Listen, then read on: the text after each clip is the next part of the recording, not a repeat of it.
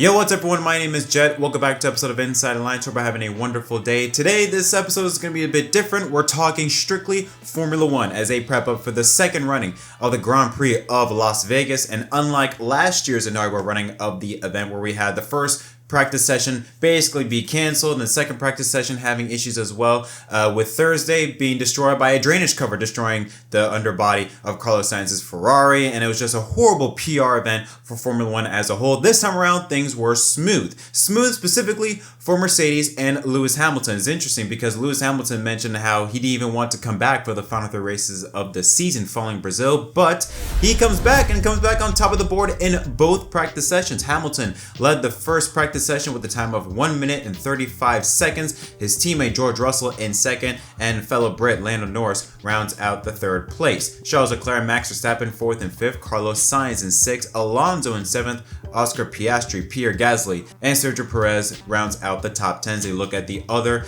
10 drivers on the grid. Kevin Magnussen, Lance Stroll, Alexander Albon, Esteban Ocon, Nico Hülkenberg, Valtteri Bottas, Franco Colapinto, and Zhou Guanyu, and the Raging Bulls teammates of Yuki Tsunoda and Liam Lawson round out the first practice session. The second practice session, however, was very alarming for two drivers. We're going to talk about them, but as you see here, once again, the top three owned by the Brits of Hamilton, Norris, and Russell. Carlos Sainz and Charles Leclerc round out the top five with Pierre Gasly, Kevin Magnussen, and Nico Hülkenberg 7th and 9th. Big gains for Haas this weekend. Oscar Piastri sandwiched in the middle in 8th, and Yuki Tsunoda picked up big time up to 10th with his teammate Liam Lawson back in 15th. Valtteri Bottas in 11th, good run for him there. Esteban Ocon, Lance Stroll, and Fernando Alonso 13th and 14th with Zhou Guanyu. And then we get to the big name drivers. We see the Williams of Franco Colapinto and Alexander Albon in 18th and 20th, but look at the Red Bull Racing drivers, Max Verstappen and Sergio Perez, 17th and 19th respectively. Way off the pace. Now this is very critical, specifically for a driver like Max Verstappen. He can clinch the championship this weekend at Vegas. It's very simple what Max needs to do. He just needs to finish ahead of Lando Norris, or have within 3 or more points of a gap between him and Lando Norris after Vegas, and Max claims the title. But it looks like that may not happen today because Red Bull severely messed up. So in the second practice session was very telling with, like I mentioned, when Max Verstappen and Sergio Perez was 17th and 19th fastest respectively. The RB20 was around 7 kilometers down on the leading cars on the straightaways, which is a shortfall that equates to around 0.6 of a second across a lap. Now Red Bull throughout the two practice sessions was making constant changes specifically to the rear wing of the car, removing the gurney flap on the rear of the car, even trimming down the wing to try and give the RB20 as much of an aerodynamic as possible, especially on these long straightaways. As we know that Vegas, with a lot of teams preparing for Las Vegas, they kind of view it similarly to a track like Monza, which is known for very long straightaways, very tight corners, a track where speed is the name of the game. And we knew that for a fact that with Red Bull, they're not going to be the fastest car. We knew it was going to come down mainly to the teams of McLaren and Ferrari, who won at Monza with Charles Leclerc there last time. So we knew that those two were going to be the ones to watch for. Red Bull was kind of going to be waiting in the wings. But with how far off they were in this, especially the second practice session, now the question comes is, can Red Bull even score any points to the point where they can contend with McLaren and specifically with Verstappen and Lando Norris? Now Red Bull did also prepare for Vegas similarly, like other teams similarly to Monza, but clearly they were not prepared and brought the wrong wing to Vegas. And the thing is that Red Bull, they are not going to have an updated rear wing to prepare for the Saturday's race. Helmut Marko saying, quote, "We don't have another rear wing, a smaller rear wing as we see it on our competitors. It would be more helpful for sure." And he also mentioned that a new wing that will not be flown from their factory to at the very least make it to Vegas tonight for the third practice session and for qualifying. So yeah, Saturday night's race is going to be very interesting, specifically for Max Verstappen, where it seems as though that the simple plan was for him just to score more points than Lando. Now the question comes is, okay, how much is Max going to lose on Lando? Because Lando seems as though at the very minimum, he's aiming for podium, at least for a third place. Whereas with Max, it will be very telling to see how qualifying goes, but at the very least, it'd be interesting to see him maybe even score a few points, 5th or 6th place around that era, because also Mercedes now,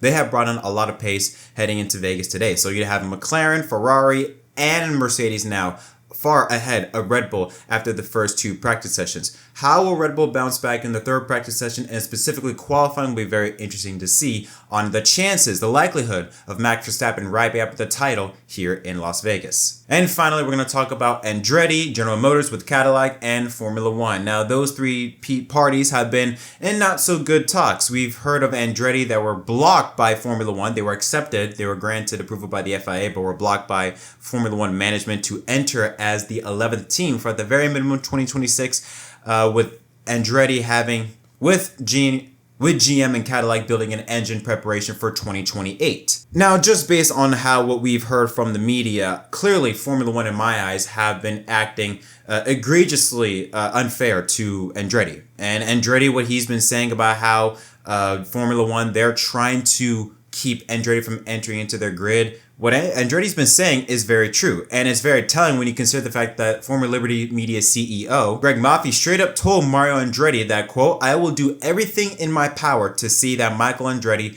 never enters Formula One." Now, Liberty Media themselves are under investigation by the U.S. Department of Justice due to the anti-competition statements that were made, and when you hear the Liberty Media CEO say something like that they're trying everything in their power to keep Michael Andretti and Andretti team, Andretti Global, from entering into Formula One, you can understand why there's a case to be made in that area.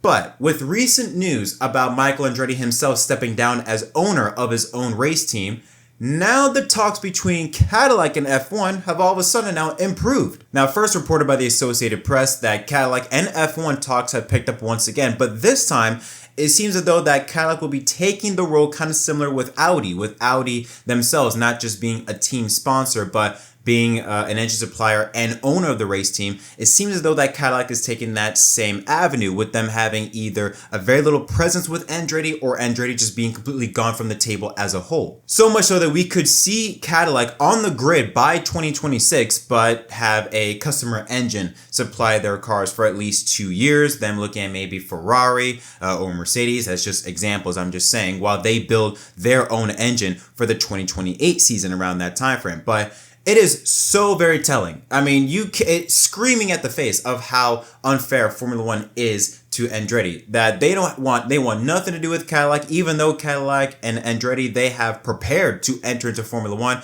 bought their own factory up in Silverstone or around in the UK, hiring people to be able to prepare to enter into the Formula One grid in the future, and they still end up denying them. But as soon as Michael Andretti is now out of the picture, F1 wants to be like, hey, you still want to be involved? You still want to do business? Hey, let's go now.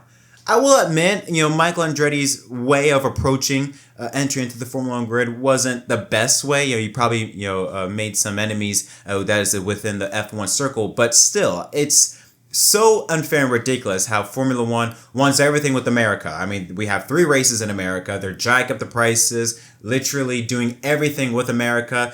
F1's boom especially has been catered to Americans with Drive to Survive. All that is specifically catered to Americans. Yet, when an American team, the most famous American name, wants to enter into F1, now all of a sudden they want nothing to do with it. But as soon as Andretti is now out of the picture, now all of a sudden they're interested in it.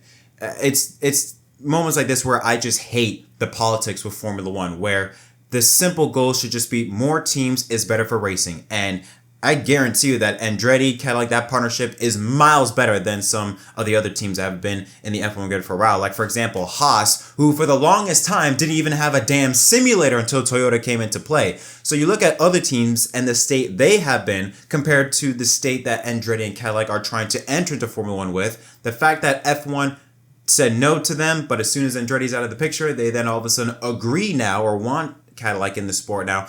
It just leaves a very, very bad taste in my mouth, and it's just disgusting to see how Formula One has dealt with this whole situation with Andretti and Cadillac. But that's it for this episode. What are your thoughts on any of these 2 topics, on Andretti and the whole Cadillac situation, and thoughts on Red Bull and the lack of power that they have brought into Vegas? How do you think they will respond in qualifying, and do you think they have any shots at beating Lando Norris and clinching Verstappen's 4th consecutive title? Again, leave all your thoughts down below. Until next time, my name is Jet from MDK. Thank you so much for watching, and I'll see y'all next time.